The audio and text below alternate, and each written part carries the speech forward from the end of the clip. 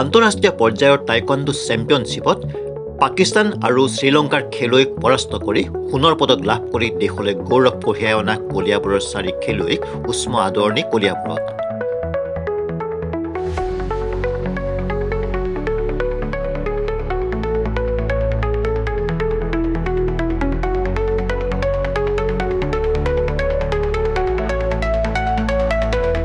ভূটানত অনুষ্ঠিত হৈছিল আন্তঃৰাষ্ট্ৰীয় টাইকোৱাণ্ডো চেম্পিয়নশ্বিপ। সেই প্ৰতিযোগিতাত সফলতা লাভ কৰি আজি কলিয়াবৰত 4 খেলুৱৈ উপস্থিত হোৱাৰ পাছতে কলিয়াবৰৰ জাৱনী গাখীৰখাতি গাঁৱৰ ৰাইজে আদৰণি জনায়।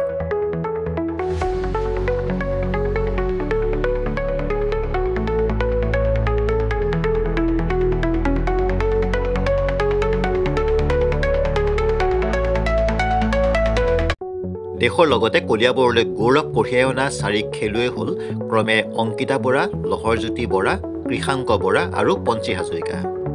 লগতে এই প্ৰতিযোগিতাত বেষ্ট ইনষ্ট্ৰাক্টৰ এৱাৰ্ড 2025ৰ খিতাপ লাভ কৰে প্ৰশিক্ষক পৰশজ্যোতি দাসে। নিজৰ দেশখন যেতিয়া আমি ৰিপ্ৰেজেণ্ট কৰিব গৈ আছোঁ, সেইটো এটা সপোন থাকে সকলোৱে যে নিজৰ দেশখন আমি ৰিপ্ৰেজেণ্ট কৰিম এখন বেলেগ দেশত।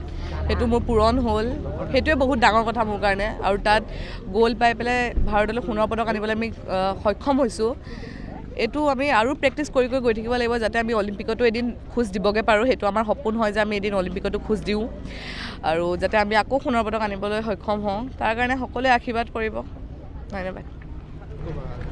মইতো ক'ব বিচাৰিছোঁ যে আমি নিজৰ দেশখনক প্ৰতিনিধিত্ব কৰি ভূটানত খেলিবলৈ গৈছিলোঁ। তাত আমি সোণৰ পদক লাভ কৰিছোঁ। এনেকৈ খেলি আমি অলিম্পিকতো যাম। তাৰ বাবে আমি চেষ্টা কৰিম আপোনালোকেও যাতে আমাক আশীৰ্বাদ কৰে। ধন্যবাদ। ভাল লাগিছে বহুত, বিদেশৰ পৰা গ'ল্ড মেডেল পাবলৈ সক্ষম হৈছোঁ আৰু যাতে এনেকৈ ভালকৈ খেলি অলিম্পিকত যাব পাৰোঁ সেইটোৱে আশীৰ্বাদ কৰিব চবেই। ছাৰ আৰু জাকিৰ ছাৰে কেনেকৈ দৌৰিব লাগে অকণমান শিকাই দিছিল। ধন্যবাদ।